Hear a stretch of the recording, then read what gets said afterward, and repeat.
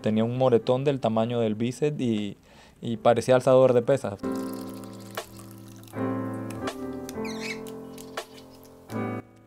Hola, hola, arrancamos un episodio más de Pedaleate 65 Podcast. En esta oportunidad ya son 31 episodios con este que estamos grabando con mi invitado Charca, que me decía, lo digo Charca porque es mejor conocido como Charca, pero se llama Edward Castillo, mejor conocido como Charca, que nos acompaña aquí.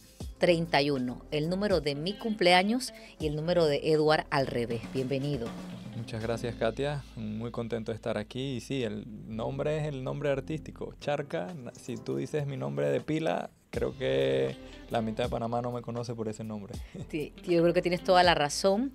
Así que este podcast vamos a estar conversando con Charca y vamos a llamarlo tal cual porque ese ya es su marca personal, hasta el nombre del equipo, el Charcatín. Todos lo conocen así, totalmente. Y bueno, es un episodio que llega gracias a Logicenter Coworking Panamá.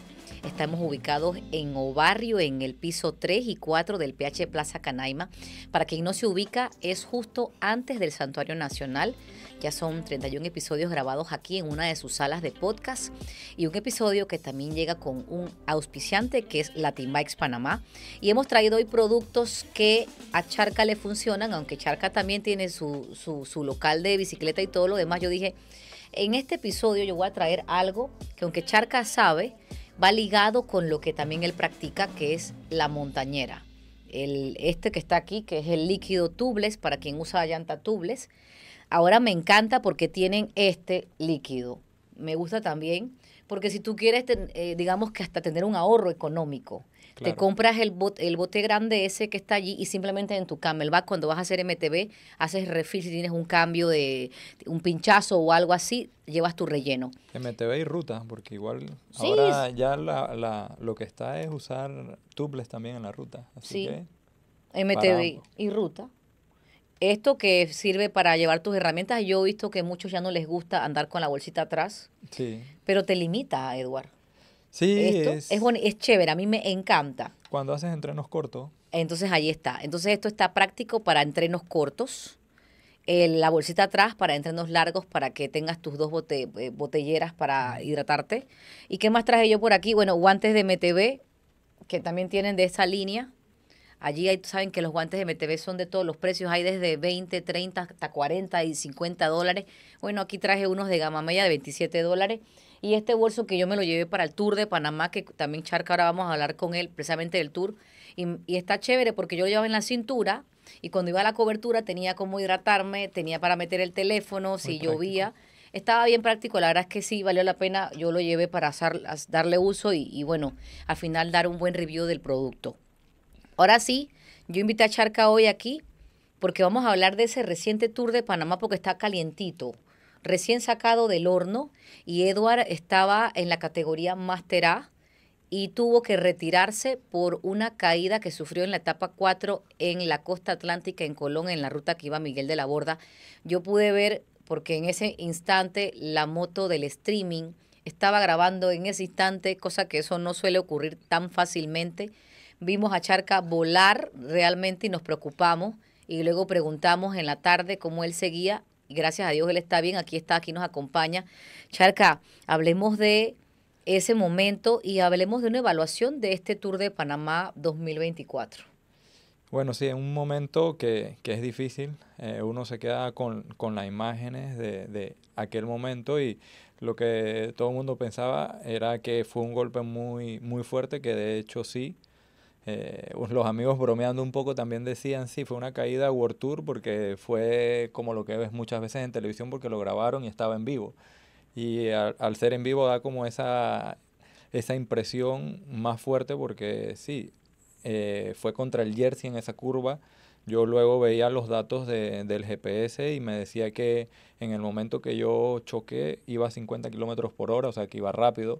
O sea, venía a 68 más o menos y entre lo que frené y traté de maniobrar, choqué contra el Jersey a 50 kilómetros por hora, porque aparecía de 49.6 a 0. O sea que ese fue la velocidad que perdí con el golpe. Ahora bien, nosotros nada más vimos ese instante y no sabemos qué fue lo que ocurrió. Entonces, compártenos cómo pasó eso. Sabemos que tú eres alguien con experiencia en el ciclismo, Charca, tienes muchos años, ahorita nos dirás cuántos son, haciendo bici de ruta y bici de montaña, que sé que el hacer MTB por experiencia te da una habilidad. Extra. Hablemos de cómo pasó esto en una ruta que, si bien es cierto, es culebrera, tú sabes muy bien cómo manejarte y cómo cortar cada curva. Sí, no era una curva, por decirlo así, difícil. Lo que pasa es que yo no iba muy bien, iba un poco cortándome del grupo, entonces mi idea era que yo bajaba mejor que los que iban atrás, entonces lo que quería hacer en ese momento era pasarme adelante. Y los chicos que iban adelante en la curva la tomaron mal y frenaron. Entonces yo venía lanzado para entrar a la curva y me cortaron la línea. Ellos se iban como saliendo de la curva y yo venía rápido a entrar a la curva. O sea, yo llevaba la línea correcta. Y cuando yo los vi, intenté primero como quitarlos, pero no se iban a quitar porque no llevaban control ellos de la bici. Intenté abrir un poco la curva más, pero no había mucho espacio y por eso es que salgo directo hacia el Jersey. O sea, ya yo intenté frenar en la curva, de hecho la llanta atrás iba derrapando un poco porque la llevaba acostada para tratar de ver si sacaba la bici, pero era muy rápido la velocidad que tenía en el momento, entonces no daba chance y eh, eh, tienes unos milisegundos para tomar varias decisiones ahí. Yo decidí irme por la línea afuera, tratar de salvar la caída, pero ya te das cuenta que no tienes espacio y lo que tu cerebro hace de tantos momentos que has tenido parecidos es ver cuál es la mejor opción y tienes unos cuantos segundos para pensar de repente qué hacer y mi decisión fue, bueno, me choco con el jersey y trato de romper caída un poco para limitar los golpes o los daños que iba a tener y me salió bastante barato y también corrí con suerte, es un poco de suerte también, no hacerse más daño porque yo en el momento que estaba en el suelo sí pensaba, porque me dolía bastante el brazo, la cadera, la pierna. Yo decía, creo que sí me fracturé la cadera, el brazo, puede ser que me fracturé la clavícula, me duele. O sea, yo estaba pensando porque intentaba pararme y yo le digo mucho a los pupilos, si tú te puedes parar por tus propios medios, seguro no tienes nada, es un golpe que te está doliendo, pero es un golpe. Si te paras por tus medios, creo que estás bien. O sea, puedes estar bien. Pero si tú intentas pararte y no puedes, ahí sí que mejor quédate quieto y espera un poco a ver que te atiendan. Y yo intenté pararme como 3 veces y no podía. No me podía mover, no podía mover la pierna. Yo dije, bueno, y veía a la gente pasar y dije, bueno, voy a esperar que venga la ambulancia, ya están llamándolos, ya estaba el de la foto ahí dando como espacio para que la gente pasara y no se estrellara porque la bicicleta había quedado en el medio de la calle. Yo por suerte había quedado fuera de la calle. Y nada más estaba esperando que yo dije, bueno, me toca esperar que llegue la ambulancia, los primeros auxilios. Y ya cuando llegó el paramédico, era una chica muy atenta, se me olvidó el nombre de ella. Ahí empezó a acomodarme y una vez empecé a acomodarme los dolores fueron bajando porque si no podía mover una pierna, la pierna derecha. Imagino que caí como en ese lado del cuerpo, en la cadera, y me dolía mucho la pierna, no me podía girar. Y yo decía, es que yo creo que tengo la pierna rota o la cadera, yo le dije a ellos. O sea, yo le decía más o menos lo que yo sentía, porque como ya me he caído en otras ocasiones, más o menos tú vas descartando y sabes que sí, que no. O sea, puede ser, el brazo creo que no es la clavícula ya cuando pasaba el tiempo. O sea, no es la clavícula porque sí siento que puedo mover el brazo, pero me duele mucho. No tengo fuerza en el brazo, pero la cadera sí no, era lo que más me dolía en el momento era la cadera. Y le decía, no puedo mover la cadera, no tengo fuerza en la pierna. Y ella me fue acomodando, me dio la vuelta, ya estaba boca arriba y le dije, bueno, creo que la cadera no es porque ya puedo moverla. Me empezó a decir, mueve la pierna, la otra, la mano, el brazo. Y conforme vas viendo que sí lo puedes hacer y el dolor no es tanto, tú dices, creo que no es tan grave o por lo menos no está roto en primeras instancias, porque muchas veces la adrenalina te dice que no, pero más adelante sí. Y conforme íbamos pasando el tiempo, los dolores iban como bajando Entonces ya me iba sintiendo un poco mejor, cosa que cuando iba en la ambulancia él decía, no, ya yo creo que no me tienes que llevar al hospital, porque ya no me sentía, o sea, me dolía, pero el dolor no era tan grande, o sea, ya era soportable, pero en el momento que estaba en el suelo sí no era fuerte, fuerte, fuerte. No, claro, en el momento también está la sangre caliente, estás con adrenalina. Sin embargo, ir al hospital era necesario porque es parte del protocolo de chequeo Claro, y nosotros veíamos las imágenes posteriores contigo en la camilla, que es el protocolo ajá, de primeros auxilios, tú completamente inmovilizado en sí, esa tablilla.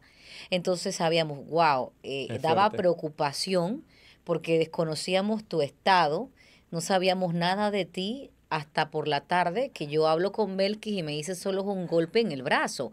Entonces, claro, el escenario del momento sabemos que el personal que estaba asignado para la ambulancia que se tenía disponible va a cumplir con el trabajo de la inmovilización y demás porque desconoce realmente cuáles son los golpes internos. Sí, era bastante fuerte en el momento, cosa de que yo decía, no me puedo mover. Y yo soy del que se para de una vez y busca su bici y sigue corriendo.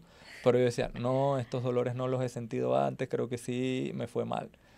Decía yo, o sea, no me gusta, yo soy muy positivo y no me gusta pensar mal, pero en ese momento y que, oh, creo que sí. Estos dolores son un poquito más, no son los de siempre, no es una raspada, y de hecho eran golpes fuertes, o sea, los golpes fueron internos, pero en parte muscular, no se rompió nada. Y sí, yo no podía mover el brazo. De hecho, tuve cabestrillo 2 días, pero era porque me dolía mover el brazo. O sea, estirar el brazo me dolía, recoger me dolía.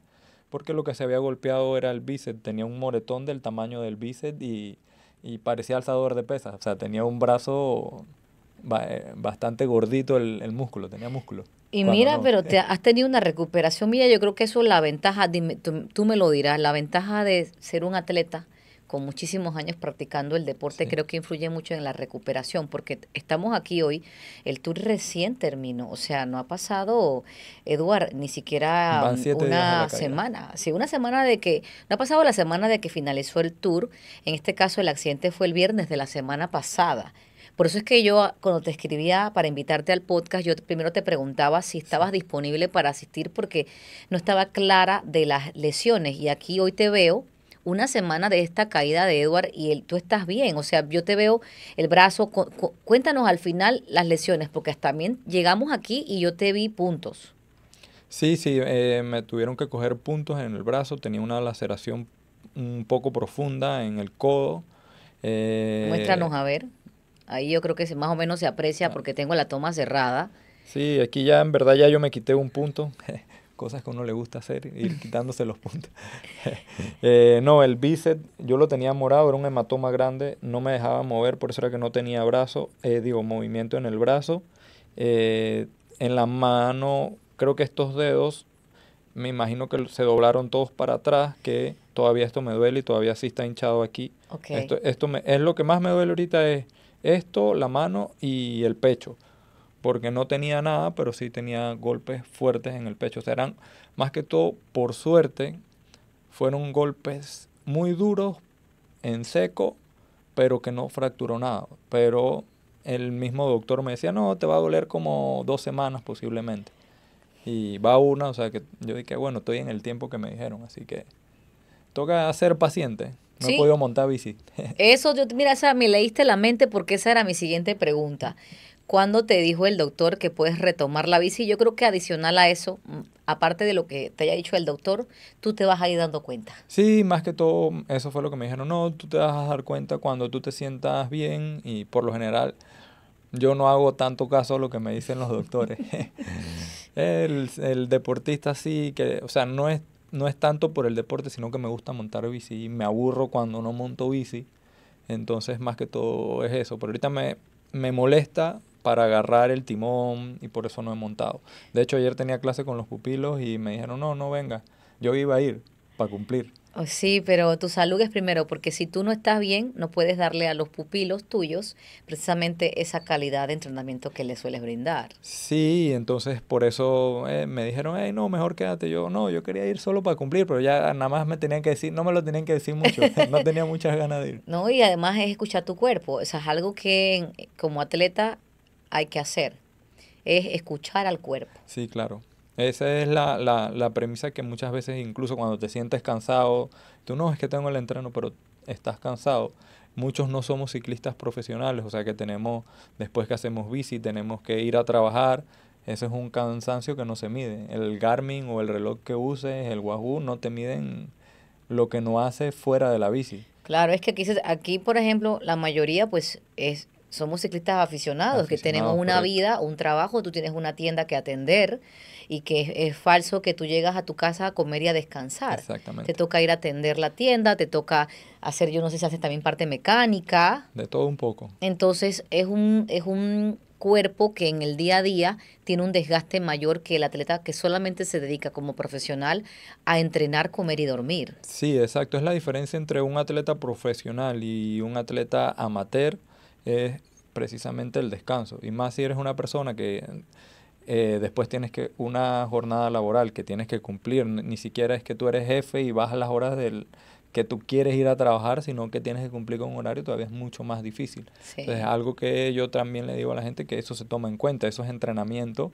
porque si tienes un día pesado, es un estrés que le estás metiendo al cuerpo y en cierta forma tú estás entrenando y de repente hasta entrenas más que otra persona que, sí, hizo más horas de bici que tú, hizo media hora más, pero realmente tu trabajo es más pesado y puede ser que tú estás entrenando más porque tu trabajo es más pesado y lo estresas más al cuerpo. Y esos días que tienes chance de descansar, los aprovechas bien, luego rindes un poco más. Sí, yo diría que es eso, aprovechar esos espacios de descanso posteriores Sí. cada vez que se pueda en el ciclismo o en el deporte amateur es valiosísimo para esa recuperación y poder rendir al momento de que te toca esa prueba, ese test, o sea, lo que corresponda al final. Sí, es buscar el equilibrio entre el trabajo y el entrenamiento junto con el descanso, porque si no descansas es por gusto. Puedes hacer todos los kilómetros que quieras, pero tu cuerpo no va a asimilar lo que estás haciendo. Así es.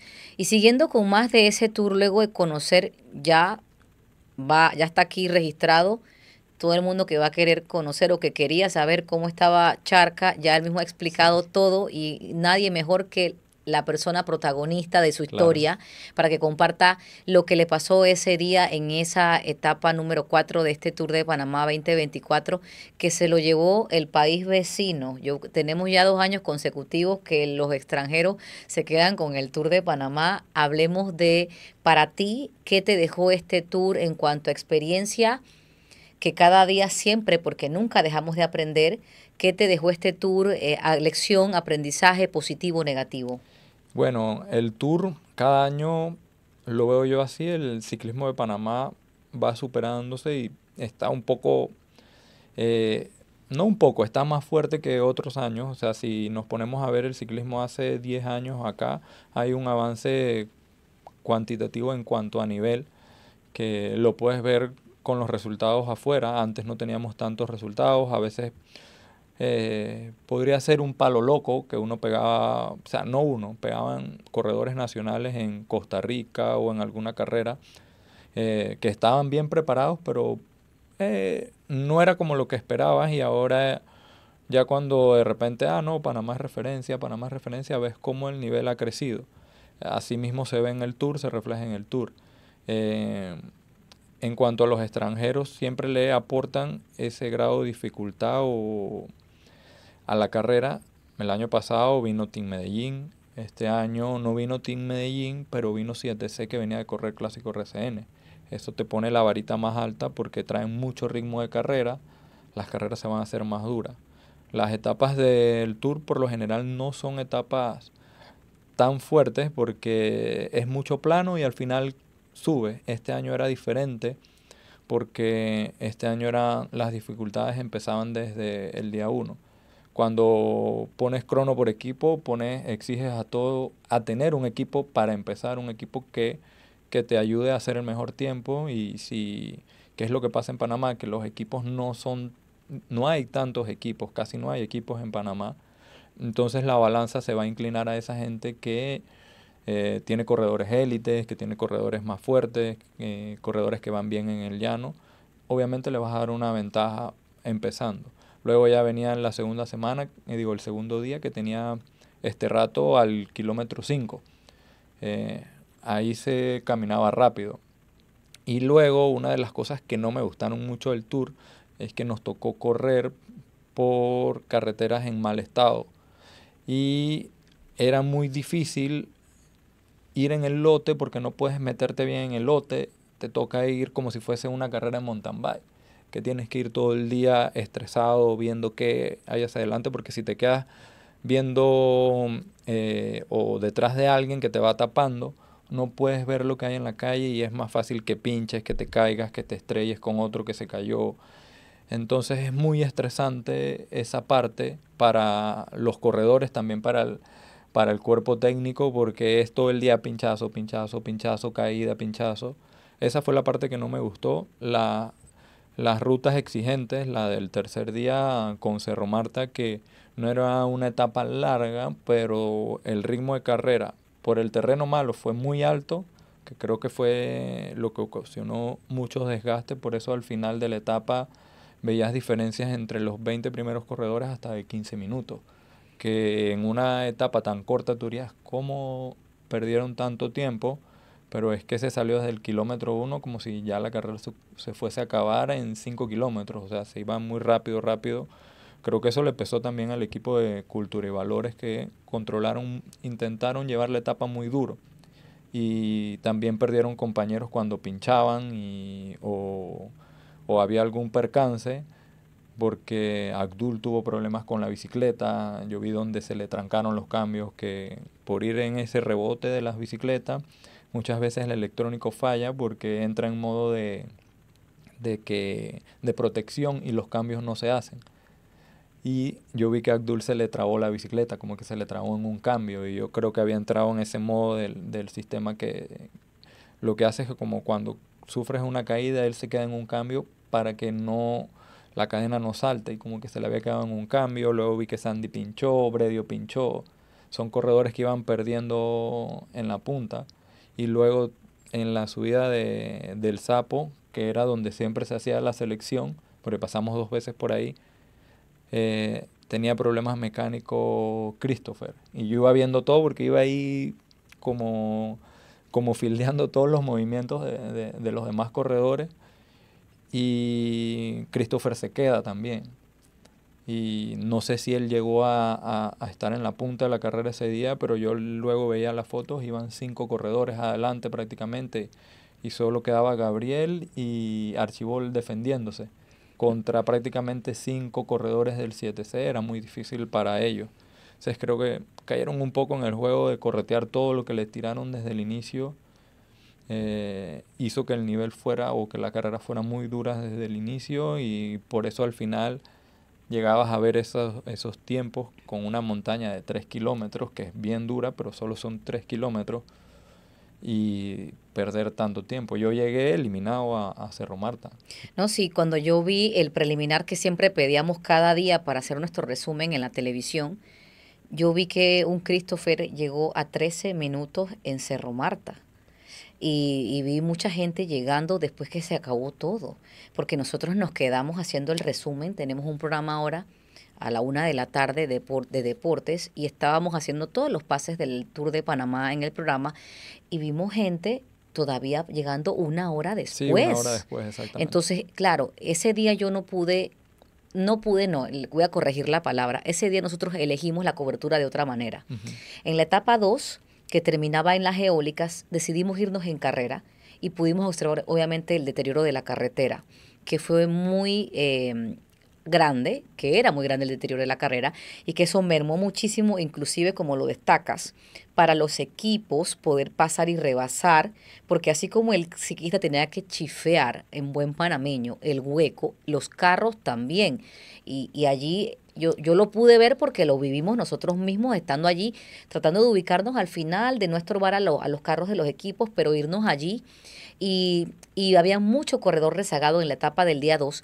A todo esto te pregunto, porque en la etapa 3, que fue la de Cerro Marta, que vimos esos tiempos tan marcados, pero amplio margen desde el primero hasta el top 10, por ejemplo, o el top 20, un margen grandísimo, hablándote de corredores que sabemos que pueden llegar bien ubicados adelante. ¿Qué pasó ese día con la etapa 3? Porque también me dijeron que la calle también privó un poco de que lograran posicionarse como en Sí, el día de un anterior. mayor espectáculo también porque eliminas muchos corredores por desperfectos mecánicos. También hay que tomar en cuenta que el carro no puede pasar muchas veces porque hay demasiados corredores.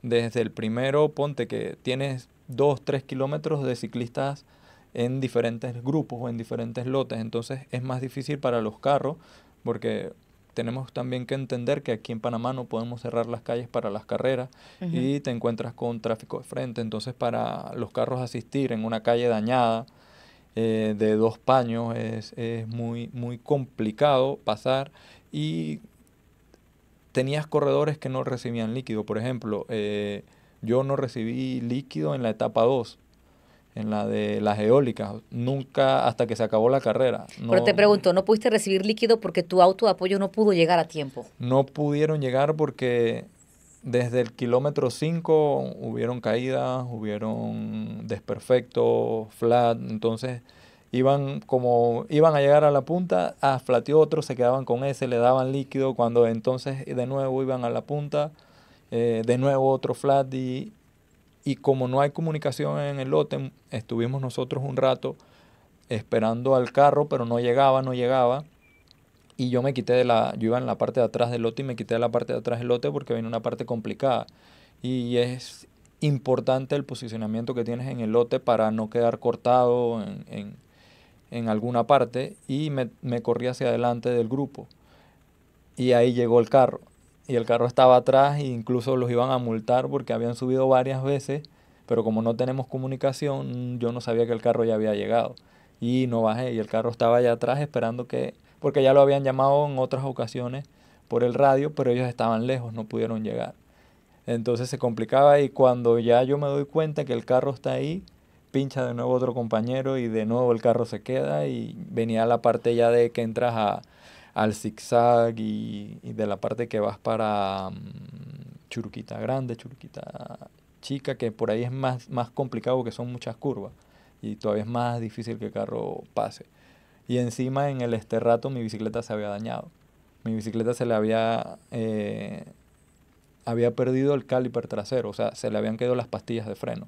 O sea, la vibración fue tanto de la carrera que se soltó el tornillo que aprieta las pastillas de freno y se salió. Con el seguro y todo, todo se salió. Wow, es que nosotros que estábamos esperando precisamente la toma del Esterrato, eso fue tenaz. Sí, Y no, los pinchazos que se registraron en esa etapa, por ejemplo, de un equipo que yo decía, pobre equipo, sí, porque era el es equipo del estresante. Esparza de México. Se le pincharon 2, 3 corredores a esos señores y luego parece que el carro se le quedó sin batería. O sea, hay equipos que tuvieron mala racha Sí. más que otros y que sabemos pues que otros no pincharon dentro, pero pincharon en la calle porque ya venían con la sensibilidad del Esterrato. Y hubo un chico del equipo Esparza de México que estaba afuera y la palabra era como frustrante no poder brindarle ningún respaldo porque no podemos hacer más nada. Él tenía que quedarse allí y Es esperar que para su su carro equipo. llegara. Sí. No había más nada que Sí, hacer. sí, suena duro, pero así es el ciclismo. O sea, Ujú. son cosas que hoy te puede pasar a ti, mañana le puede pasar al otro y así. O sea, tienes como que saber qué te puede pasar y estar pendiente o tratar de evitar que eso te pase. Incluso yo decía, el rato solo tenía la entrada, me parecía a mí mala. De ahí me parecía mejor que incluso cuando íbamos por la calle en la parte que estaba toda llena de huecos. Era más estresante la otra parte que el rato. El rato era un poco vibración, pero la calle prácticamente, la parte de tierra no habían huecos que te pudieran pinchar, sino si pasabas por las piedras. Creo yo que también como hay muchos corredores que no están acostumbrados a ese tipo de terreno porque de repente no estamos como estamos en América, no como en Europa, que es habitual que de repente los pasen por un destapado de piedras o por unos adoquines, que los adoquines son hasta peor que lo que pasamos, porque los adoquines tienen separaciones de 2 pulgadas y eso. Y de repente también hay equipos que el equipo, o sea, sus bicicletas no están preparadas o no llevan los neumáticos adecuados, porque cuando es terreno así, lo que tú haces es, usas una llanta un poco más gruesa.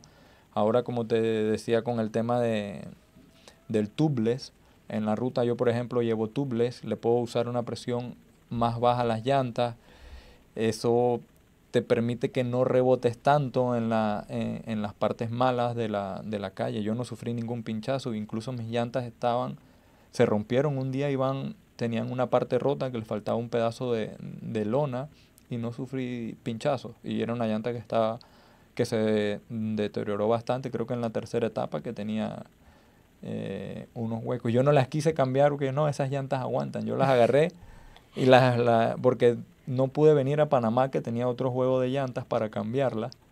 Y agarré un poquito de goma y le pegué la lona que se había levantado y las puse de nuevo en el lugar con un poquito de goma. Mañas de Mira tú, mecánico. mañas de verdad, pero es lo que tú dices. Para ese terreno, como pasa en el World Tour, es prepararse, pero si se tienen las herramientas y el Claro, el presupuesto. presupuesto. Porque para una carrera como la París-Roubaix, y como tú lo has dicho, aquí en nuestro continente todavía no se está acostumbrado y la idea es ir hacia allá para subir el nivel y lograr que cuando vayan corredores de los nuestros a Europa no se Sí, estrellen, ¿no? No se estrellen con la realidad.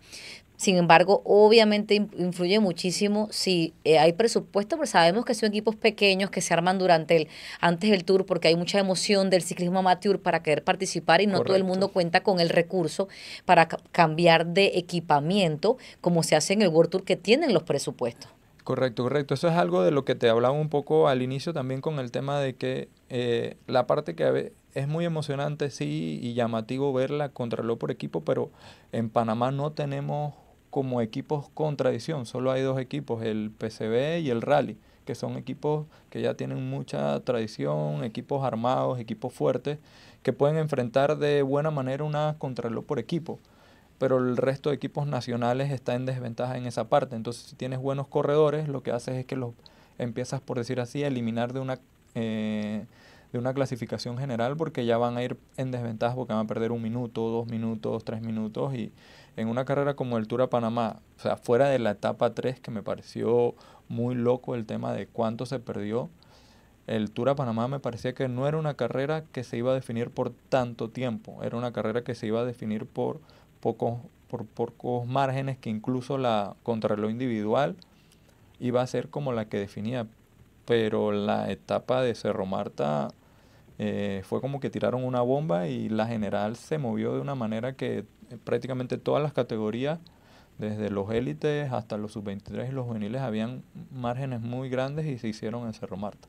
Y para ti, en esa etapa de Cerro Marta, ¿qué fue? Creo que lo dijiste previamente, pero vamos a reforzarlo otra vez. La etapa de Cerro Marta, ¿qué fue lo trascendental para que eso ocurriera? El tema de la calle, que hubo muchos Dos cortes. factores pensaría yo. Ujú. Sí, el mal estado de la calle y que se afrontó muy fuerte. O El sea, el ritmo, ritmo que se calle puso y de ritmo. carrera fue muy fuerte, cosa de que, o sea, al kilómetro 1 ya tenía gente que se estaba quedando.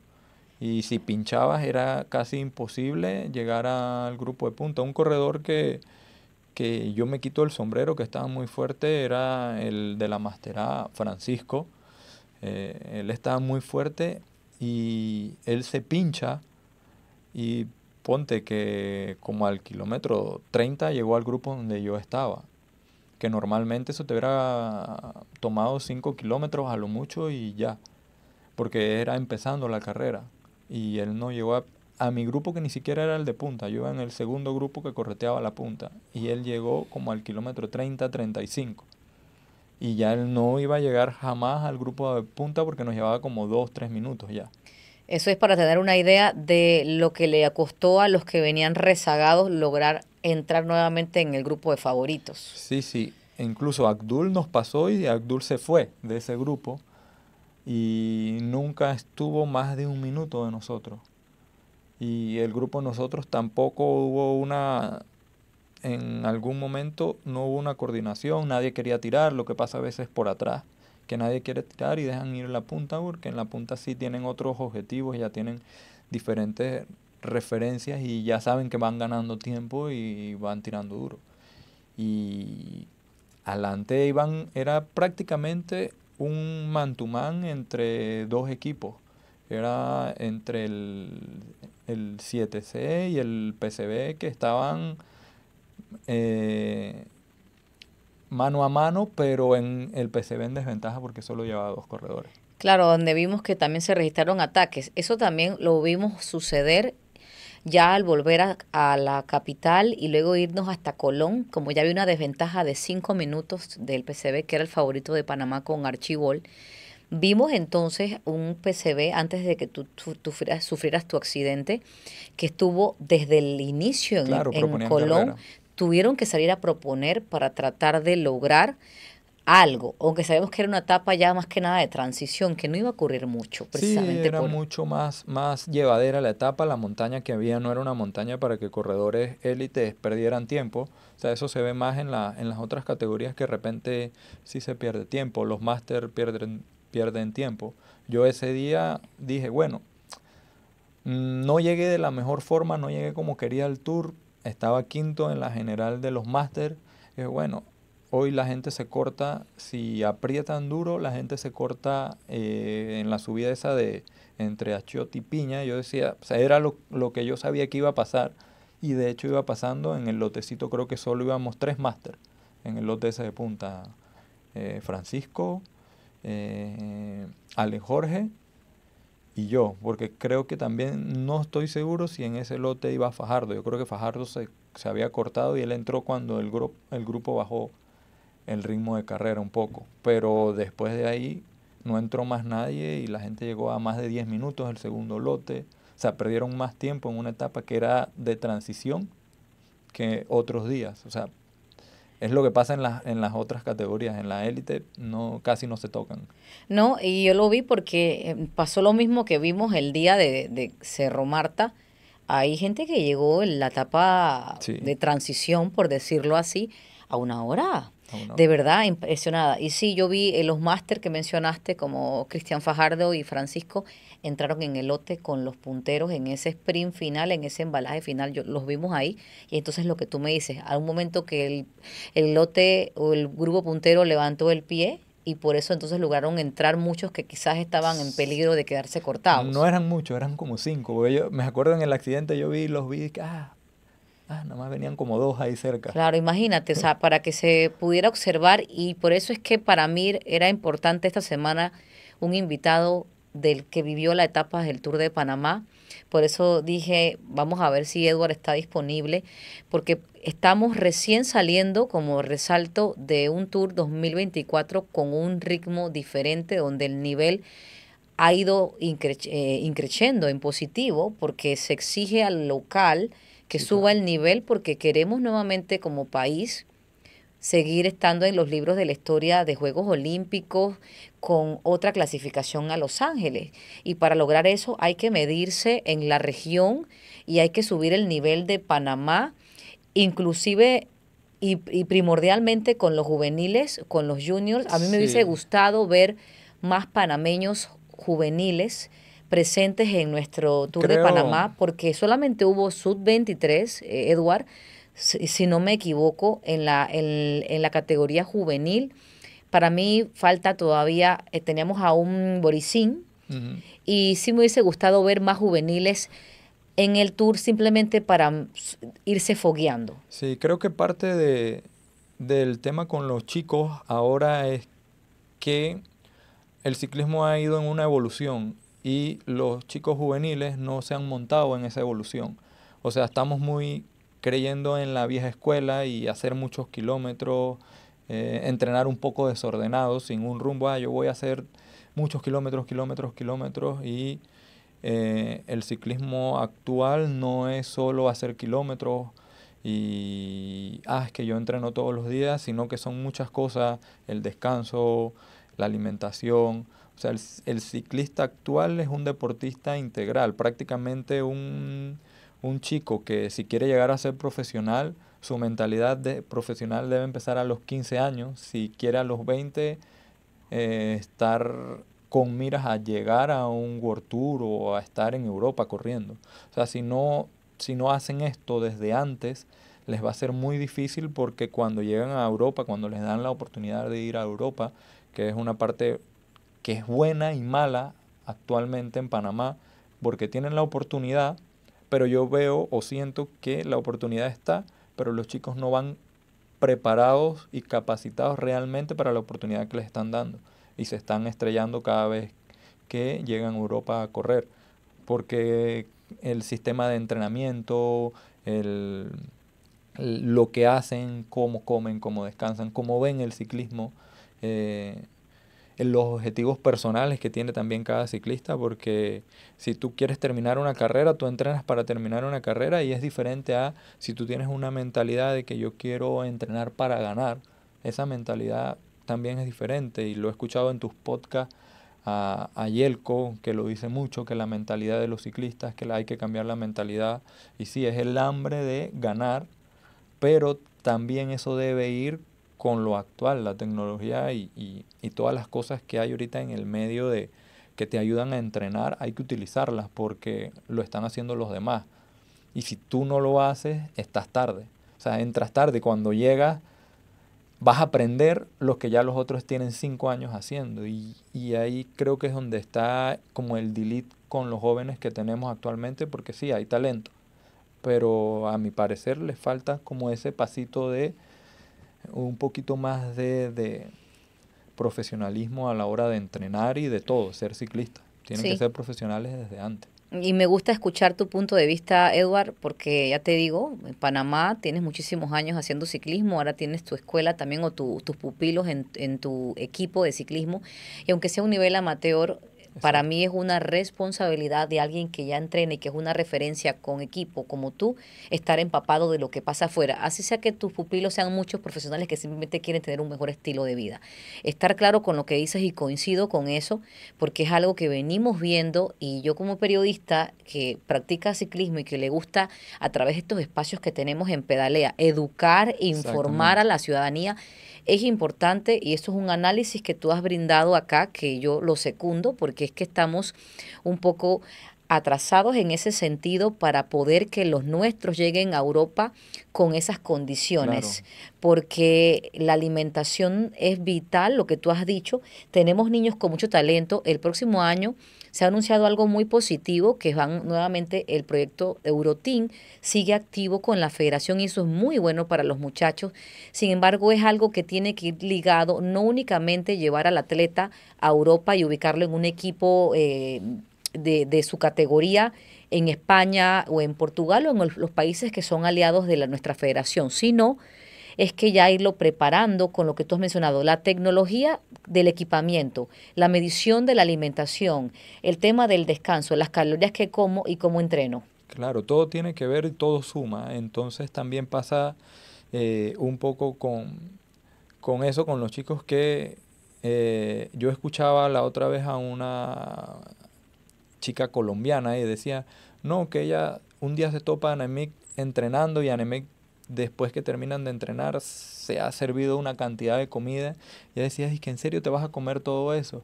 No, es que yo veo que acá ustedes en Latinoamérica no comen, pero tienen que comer. O sea, hay que comer, tampoco es que vas a comer comida mala. O sea, la diferencia es comer, eh, Nutrirte. nutrirte, exactamente. Cosas que alimenten tu cuerpo, o sea, las calorías que sean con energía, no que sean vacías. Yo de hecho hace un par de años no tampoco le veía importancia porque yo decía, yo soy delgado, yo no tengo ese problema. Y una chica, Anita, ella me consulta como que yo comía, que ella estaba haciendo su tesis de nutrición y me consulta y me dijo, no, que te quiero hacer un estudio para ver. Y cuando me dicen, no, tú tienes problemas energéticos. Tú te la pasas comiendo todo el día, pero no comes nada que No te nutres. comes calorías vacías. O sea, comes, comes, comes, por eso te la pasas todo el día con hambre, pero es que lo que comes no te sirve. No, Exacto, no te estás metiendo gasolina. exacto, Te estás metiendo agua y listo. tal ¿Y qué cual. pasaba? Yo le hice caso y eso fue en el 2017, si no me equivoco. Y de hecho iba a un tour a Panamá y creo que fue mi mejor tour a Panamá. Le hice caso mes y medio más o menos, o sea, al pie de la letra, la nutrición. Y para mí fue uno de los mejores tours a Panamá que tuve. Hice segundo en una etapa, me puse segundo en la general, me metí tercero en las volantes cuando yo no soy sprinter. O sea, y yo decía, ¿qué hice diferente? O sea, hice todo igual, lo único que cambié fue la alimentación. Y de ahí, de ese tiempo para acá, yo cambié la comida y lo hice diferente y siempre como que el nivel empezó a mejorar, mejorar. Y el único cambio que había hecho era la comida.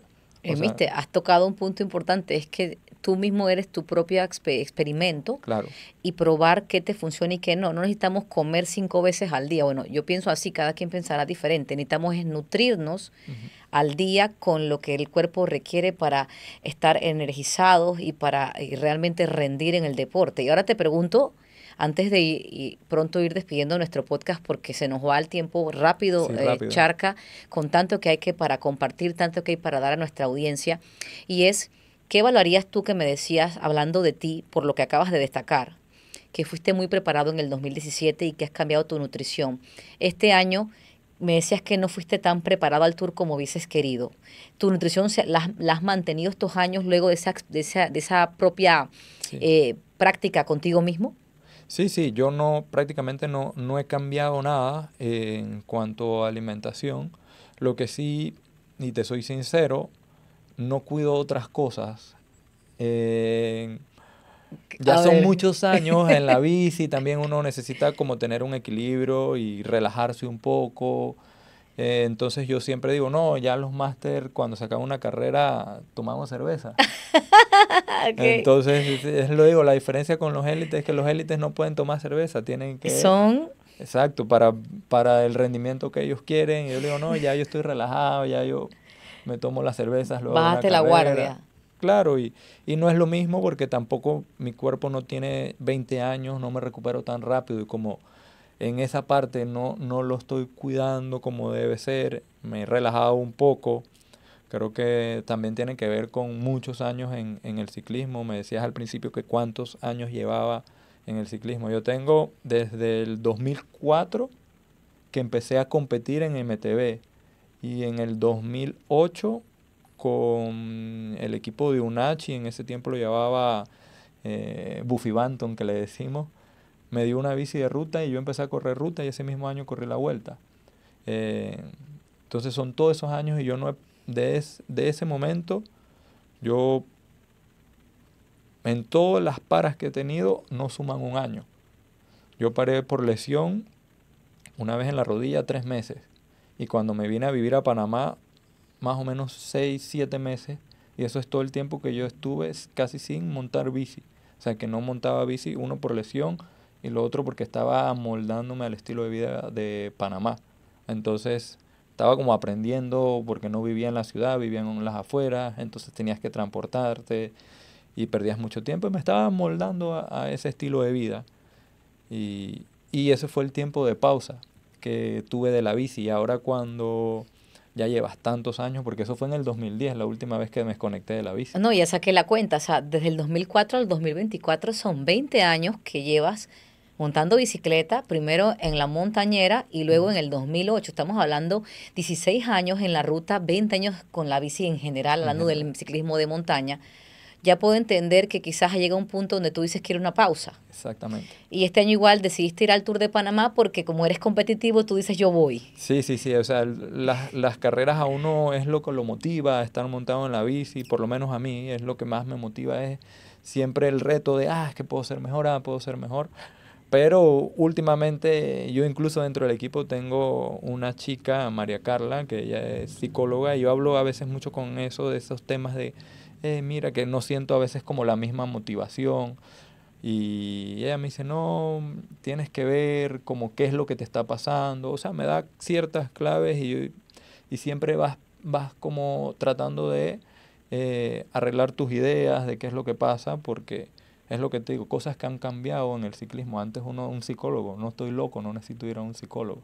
Pero es parte de lo que los atletas necesitan actualmente, porque son muchas cosas que pasan en tu cabeza y que te afectan a la hora del rendimiento. Y todo eso va también pegado a tu rendimiento en la bicicleta y todo suma, como te decía. Y no, y yo no diría que solamente un atleta requiere un psicólogo. Cualquier ser humano que lo que sienta en su vida que necesita sacar el estrés, la preocupación, la ansiedad en el mundo en el que vivimos hoy en día, antes se veía que eso era un loquero, pero no. Realmente es un psicólogo, es algo, el que está acuerdo es consciente de que necesita un psicólogo. Sí, o si no hace bici. Sí, totalmente. O sea, el psicólogo es un sinónimo en la actualidad que ya muchos lo han identificado como de ayuda. Entonces, al final, cada uno es responsable de su motivación, cada uno es responsable de las decisiones que toma, del crecimiento y también conscientemente responsable de saber, oye, estoy agotado, tengo una preocupación, tengo algo que me está afectando, de buscar esa ayuda extra con el psicólogo. Eso es estar consciente y eso está bien, eso no es algo negativo. Y qué bueno que tú lo has mencionado. Claro, claro, es parte integral. Por eso te decía, ahora el atleta es una persona integral porque tiene que ver muchas cosas. Si tú quieres estar en el alto rendimiento, tienes que ver muchas cosas. No solo entrenar, entrenar, entrenar. No es nada más entrenar, es analizar las cosas. Por eso también parte de lo que me gusta que hace la federación es que impulsa a que los chicos se eduquen. Y la educación no solo es que para que sean personas de la bici, sino también para que analicen lo que a ellos les pasa con la bici y qué van a hacer luego. Porque tú estás pensando, si yo monto bici, soy esto, y si no llego a ser profesional, ¿qué hago luego? Sí, es que hay un después luego de finalizar una carrera de deporte a nivel profesional. Por ejemplo, ahorita lo estamos viendo con el retiro de Rafa Nadal, que ya se retira y que ya el hombre con lágrimas en los ojos, y así suele pasar porque es un duelo. Pero es alguien que ha hecho una carrera, son otros niveles, pero tienen que verse en esos ejemplos. Verse en ejemplos como esos de que luego del ciclismo hay una vida y qué has hecho para cuando se acaba tu trayectoria profesional, de qué vas a vivir. Eso es fundamental. Y yo quiero, Edward, que tú hagas un cierre en nuestro episodio 31, mi cumpleaños y el tuyo al revés, Ajá. porque ya se nos fue la hora de este podcast. Rápido. Y bueno, yo quiero que hagas un cierre. Yo sé que querías decir algo a lo que acabo de aportar del tema de los jóvenes y bueno, y un mensaje final aquí en este episodio. Claro, sí. Quisiera aprovechar sobre todo con los jóvenes, que los que están pensando en sí ser ciclistas profesionales. Digamos, yo nunca llegué a ser un ciclista profesional y por eso acordaba un poco o acotaba un poco el punto de qué haces luego de ser ciclista. O sea, yo no soy ciclista profesional, no llegué a ser ciclista profesional, pero yo me considero una persona exitosa porque pudo hacer de su pasión, que era la bici, desarrollar su vida a través de la bicicleta, haciendo otras cosas en cuanto teniendo un negocio de bicicletas, entrenando personas. O sea, hice algo que puede trabajar de mi pasión. Entonces, los chicos también deben tomar, sí, yo quiero ser ciclista, pero también me voy a educar, porque si no llegas a ser profesional, porque sí, todos dicen, ¿qué haces después de ser profesional? Pero no todos llegan a profesional, es un número muy chiquito que realmente son exitosos en el deporte. Exitosos porque ganan carreras, porque se ganan la vida, tienen un salario que les permite vivir bien del ciclismo, pero cuando no, tienes que ver qué otras cosas haces y también, sobre todo los chicos que muchas veces dicen, es que no tengo o es que no me dan. Es también la forma de, educándote, vas a abrir tu mente de que hay que hacer otras cosas que puedes complementar con la bici para lograr tu objetivo. Y tal vez si fallaste o no lograste el objetivo de ser profesional y ganarte la vida como profesional, te puedes ganar la vida de otra manera y no perdiste el tiempo. Porque puede ser que muchas veces dices, estuve 5 años corriendo bicicleta y no logré nada, pero si hiciste otra cosa, dices, pero esto me abrió muchas puertas, tengo la oportunidad, me eduqué y ahora puedo hacer otra cosa aparte de la bicicleta. O sea, no lo logré sobre la bici, pero la bici me permitió lograr otras cosas para ser exitoso en la vida. Así es, gracias Eduardo por tu mensaje y sobre todo eso al final, saber que luego de la bici hay otra vida. Entonces para nuestros jóvenes que nos ven y nos escuchan el estudio es la clave para salir adelante. Cuando tienes estudio, tienes conocimientos, te abre tu mente, piensas diferente y ves y puedes tener una mayor posibilidad de oportunidades en la vida para crecer, ya sea en la parte deportiva hasta que la vida te lo permita, si tienes esa dicha de ser de ese porcentaje y si no, saber que lo conviertes en un estilo de vida, pero que estudiar te abre otras puertas para ser alguien y no quedarte perdiendo tu tiempo, 5 años y más.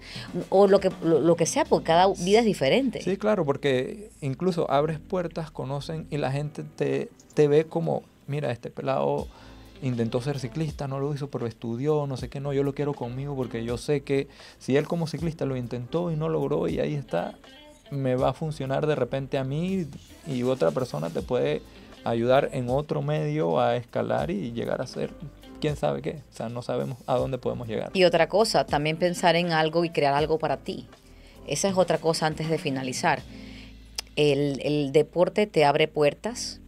Si eres de un atleta con disciplina, con dedicación y que vas alineado tu deporte con lo que pasa en la actualidad para ser competitivo muy bien, siempre también tener de la mano el estudio y tener esa aspiración a ser alguien o crear algo para poder vivir de ese algo. Entonces es no solamente pensar en el talento, dárselo a alguien más, está bien, pero si tú también tienes el potencial de crear algo para ti, esa Claro. es otra parte positiva. Entonces yo me despido de este episodio, Charca, episodio 31 de Pedalea 365 Podcast. Gracias, Charca, por acompañarme, Gracias a ti.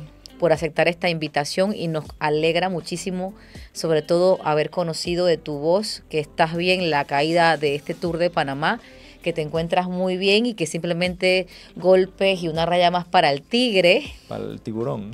Exacto, para el charcatín, para el tiburón. Y bueno, un episodio que llega para dar nuestro agradecimiento al Logicenter Coworking Panamá, aquí en Obarrio, en el PH Plaza Canaima. Visítelo, hay oficinas de alquiler, también hay espacios abiertos como los que pudiste observar al llegar. Excelente. Que puedes, para hacer reuniones, si tú quieres hacer una reunión pequeña y cambiar del escenario, se alquilan espacios por hora, también para capacitaciones. Y de igual forma a Latin Bikes Panamá, que es nuestro auspiciante de este podcast, donde también encuentras diferentes tipos de productos para tu bici, y estos que está aquí que trajimos hoy, que va dedicado al MTB, con el líquido tubeless, con el portabotellas, pero que es básicamente para tus herramientas, los guantes de MTB, o sea, toda una gama de productos que encuentras allí, los encuentras en calle 50 y de igual forma en la provincia de Chiriquí. Y bueno, de esta manera nos despedimos. Gracias, Charca, por acompañarnos. Gracias y también a ti, Katia. Charca es instructor de ciclismo, también si lo quieren encontrar, Charcatín en Instagram, ¿verdad? Correcto, correcto. Charcatín, Edward Castillo y City Bike. Ok, ya lo saben, así que nos vemos en un próximo episodio. Chao. Chao, chao.